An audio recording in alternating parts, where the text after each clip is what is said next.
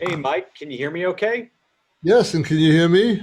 I can, and right on time and looking great, man. Wow, you are stylish even on Zoom. Well, listen to this. Can you hear my piano? I certainly can. Oh, like the tradition goes, you span genres even when you're noodling around. I Uh, didn't, to be honest with you, I haven't left this spot in 3 months. I'm here 15 hours a day, 7 days a week. then you just answered like four questions that I was going to ask. I'm really impressed with this lineup that you have coming up for the tribute concert. My wife and I were going to see it when it was going to tour and play in Long Island at in Brookvale, Long Island at the CW Post. So I'm glad that you were able to at least salvage the tour in some form. Is this the only show that you have planned, or might we see more tribute shows? I was supposed to be touring, so we had to cancel 100 gigs. The show of this nature is a one of a kind. I have 30 amazing singers, from Billy Corgan to Trent Reznor to Ian Hunter to Andra Day to Duran Duran, Yeah, Adam Lambert, and Gavin Ross. It just doesn't stop. So you can't do this every so often. I can't. This is like Live Aid of the virtual world. To have 40 alumni, people who work with David, from Tony Visconti, his producer, who's playing bass on Man Who Sold the World, for example, and all the way up to Tim LaFay, who played on Black Star, Black Star, and Mark Giuliani on drums, and Omar Hakim on Let's Dance, right. and we have who's the other one? I know Henry Hay, who worked on Lazarus, He Lazarus rather. He's going to be part of a song or two. he's on Where Are We Now because he played on the originals, the original band on Where Are We Now. Uh, and then Michael C. Hall obviously is singing it very, very beautifully, and I can't even remember all the people because I'm uh, Taylor Mumson. I don't know if you know her. From the Pretty Reckless, of Yep. course. And she's working on something as we speak. So it's um, it's the kind of thing I've been working on it, planning it for 6 months, and been working on it daily for 3 months. Uh, so um, you know, I'm down to the last 5 days. The biggest problem, Darren, is people don't understand this format. We only get 24 hours to do this, and it's over. So in that 24 hours, it starts at 6 o'clock in LA time on Friday on his birthday, January 8th. Mm-hmm. It'll be a 3.5 hour show. It started an hour and a half with 18 songs, and I'm up to 38 songs. so, so after the 3.5 hours, anyone could watch it over for the next 20 hours anywhere in the world. So it's a 24-hour stream, but that's all it is. And it's a lot of work for that. But people are putting their heart in it. I saw the video Trent Reznor did. It's just amazing. And what Perry Farrell did, and everyone loves Bowie, so that's your bottom line here. And he affected all them, not in this is one song that affected me, Right. in broad ways, literally changed their life. There is no disputing that there's a list of, let's say, at most 20 artists that everyone likes from every genre and everyone still thinks is cool. And David Bowie's on that list. The Beatles, the Stones, etc. David Bowie's still on that list. But one thing that, in my opinion, makes him different from all the others is he kept up mystique throughout the whole career. And so we still have so many unanswered questions about David. Yet you were there in the 70s and you were there at the end as well. I'm curious if you think that there's a lot of stuff that is still going to come out from the estate, or if it's kind of like a this was all that's going to come and enjoy what you have. Well, they've just in the process of releasing 5 albums that we did in the 90s. For example, when I was touring with the Outside Band with Zach Alford and Galen Dorsey, Reeves Gabrels, no, there's a lot of great material. I've heard things that I remembered recording in the 70s that came out that I, I didn't even know the name of the song, but it sounded like me playing piano, and of course it was. Uh, Believe it or not, we're doing Fame, and out of nowhere, Carlos Alomar, who played on the original, is playing guitar, and Emir Kassan, who was the original bass player on it. The drummer, Dennis Davis, had passed away a few years Right. ago, but Sterling Campbell is playing drums, who was our last drummer. When the last tour we did 113 shows in 2003 and 4, and that was it. So I have that band, Jerry Leonard, and the band right before that, Mark Platty is playing on, uh, and like Rick Wakeman is playing on a song. Yeah. Richard Colte, who toured with David on the Glass Spider tour, is playing some keyboards for me on some things. So it's every day someone else pops on. It's the most exciting project I've ever done and the most difficult. And we're not doing it like Zoom. It's going to come across like a rock concert. Right. A well done pay per view, for lack of a better term. Yeah. So very exciting from those aspects, and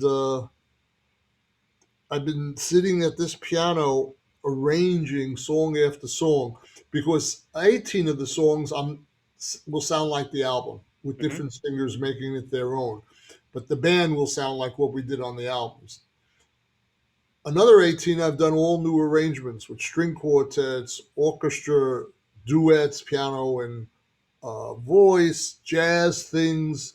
Uh, there's a guy named Matt Chamberlain, who's a Oh, yeah. great drummer. He's playing with me on Bring Me the Disco King. He's on the original with me, but it was just a 2 bar loop then.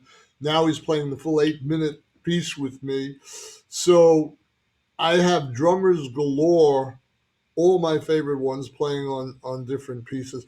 So to put it together and make it sound uh, coherent, that's been my job, Yeah. and I have 5 more days to see if I complete it. It's a lot of mixing when you talk about 38 songs, and Yeah. each artist is very particular. And Yeah. I can imagine.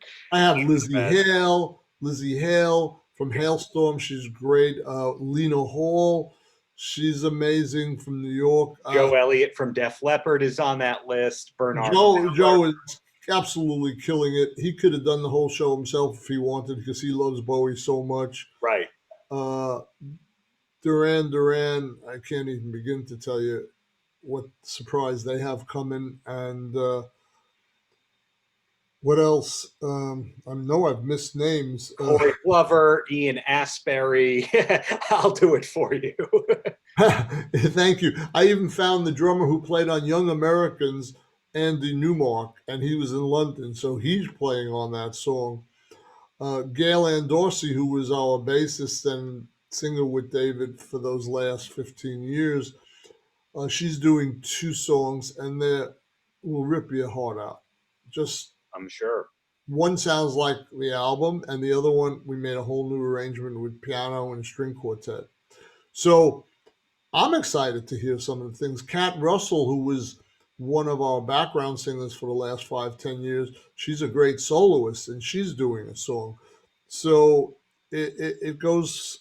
It's a very wide range because if you know, like Andra Day, she did Rise Up, and she's Hmm. in another world. But she loved Bowie, Yeah. you know.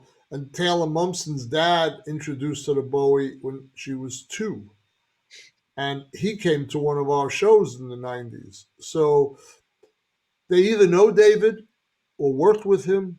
I have Taylor Hawkins singing on one song. I have Corey Taylor from Slipknot. Slipknot singing Yeah. a song.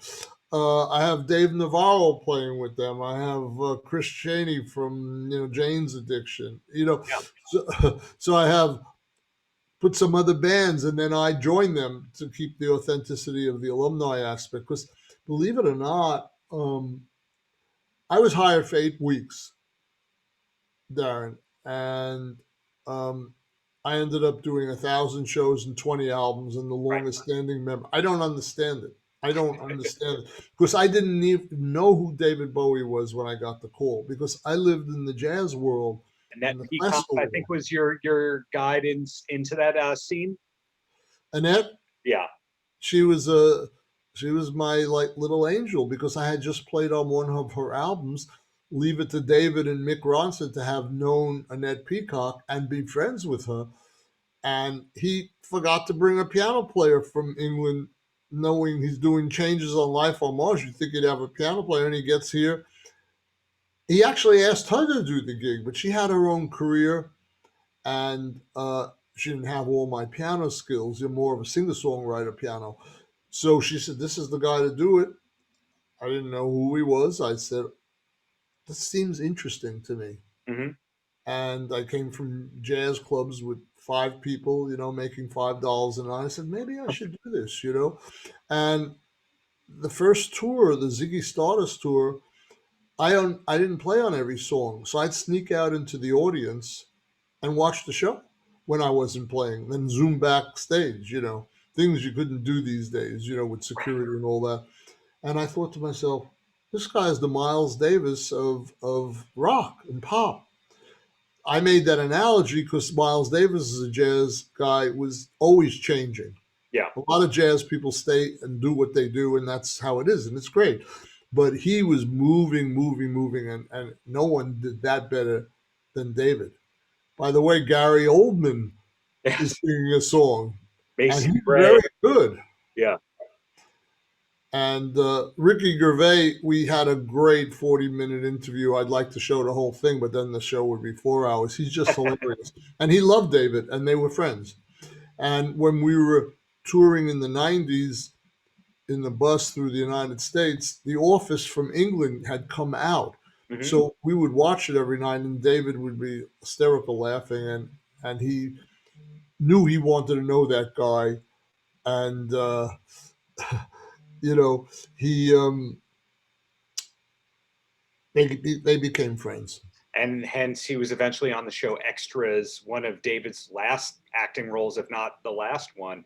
But to your credit, uh, David Bowie's far from your only credit. I mean, all the work that you did with Trent Reznor, Nine Inch Nails, and Smashing Pumpkins, and you've also popped up as a co-writer and a producer on various things over the years.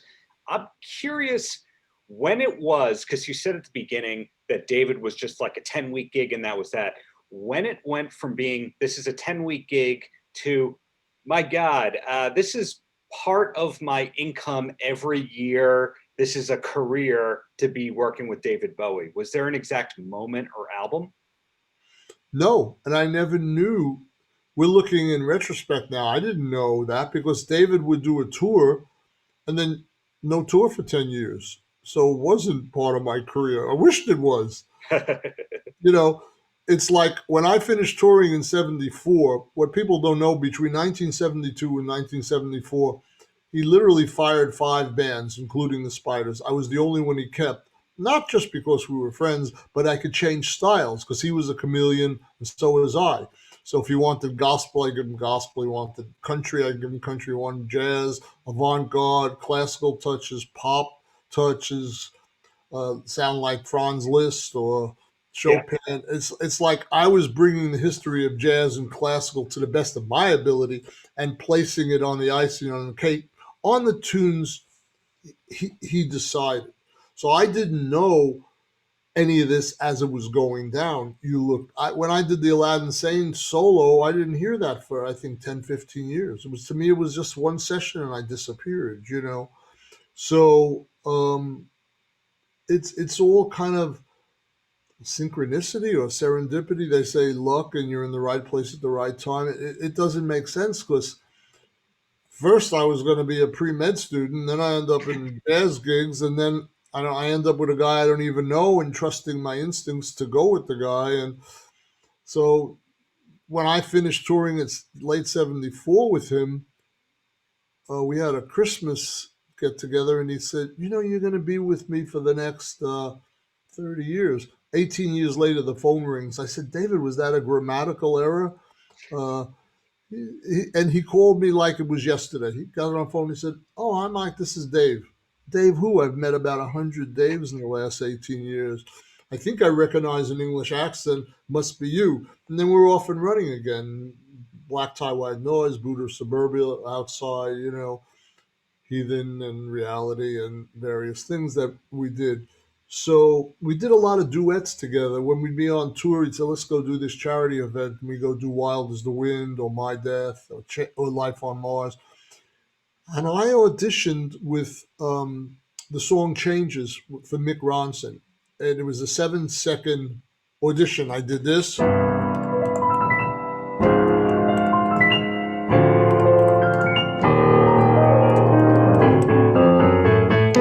And Mick said, "You got the gig." It was that length.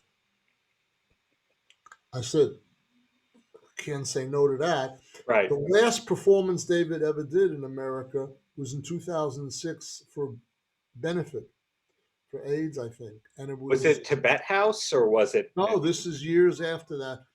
Uh, and it was with Alicia Keys, David, and myself. And Alicia asked me to play piano, and we did Changes, the three of us.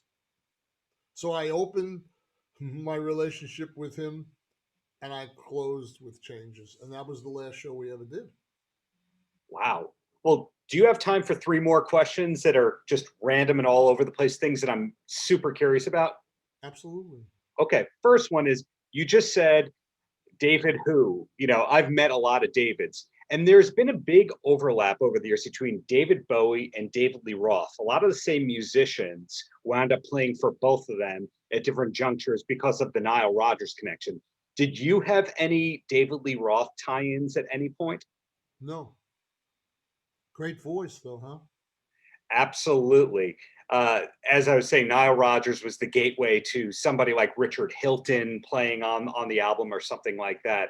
So that answers that. The second one is, were there any other Jews in the bands of David Bowie, or were you the first and only one? Because I thought that you were the only one. I missed the question. I didn't hear a word. Sorry, were you the first and only Jewish member of David Bowie's bands? David Bowie was 1/5 Jewish. How's that for some trivia for you? What? I've never heard that before. Wow. Okay. So You said there were a lot of mysteries that you didn't know about them. I could answer a few. wow. Were there any other sidemen in the I'm band? thinking. Let me think.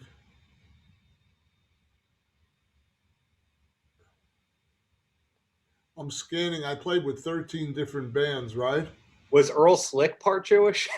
If you No, don't know the it's a true Italian, Frank Mattaleone. Oh, really? Let me think. It was Frank Mattaleone. Yeah, what David liked was musicians from Brooklyn. Earl was from Brooklyn.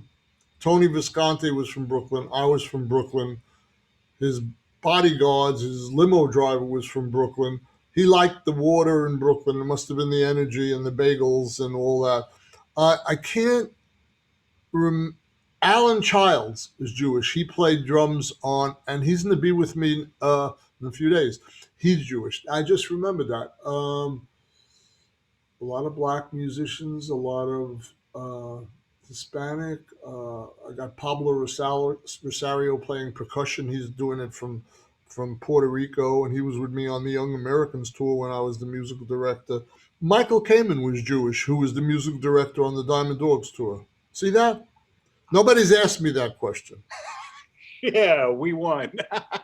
How's that?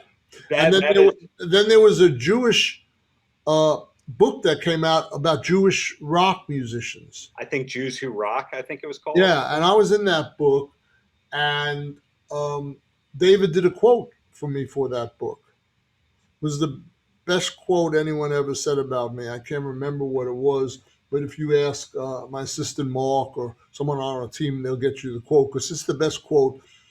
He wasn't just a genius with the music, his writing, his philosophy, his fashion. It's beyond brilliant. It's online somewhere, but it said it all. He had two great quotes. That one for the Jewish book, and the one in '73 when I lived in England, touring with him. One of the biggest newspaper came out on a Sunday, and it said, David Bowie quote, Mike Garson, the greatest rock player in the world, Because he doesn't play rock. Only David Bowie, right? Instinct. And then my last question is, David seemed to be one of the first major artists to embrace the internet, not just the Bowie bonds, but when I read different people's memoirs, they talk about receiving emails from David, and this is the late 90s, early 2000s, before everyone had email addresses. Was a lot of business done online within the Bowie organization, even with you back then? I'm embarrassed to say that David personally called me up in the late 90s, as you say, and said, Mike, there's this thing. You got to be involved in it. And I said, David, what are you talking about? I have no time for this. I'm practicing. Mike, this is the future. David, I understand you're extremely creative, but I don't even know what that word means. And next thing is 2 years later, we're doing the Yahoo Awards. He wins a big award connected with being on the internet, and the rest is history. So he was like, he had those prophetic, like a prophet, abilities to see conditions in the future. One of the reasons I'm doing this show is he told me in 2003 at a rehearsal, he said, Mike, if I had to do it all over, I'd make it more community like, not so much the artist is here and the fans are out there and we're above the law and they're just a piece of shit kind of thing. No. And that's what this show is. It's community. True, many of these singers are my friends, but trust me, if it wasn't for David Bowie, I wouldn't be able to pull off the show. I get a few singers and do some of my music or some other band's music, but they're doing it because David influenced them so strongly.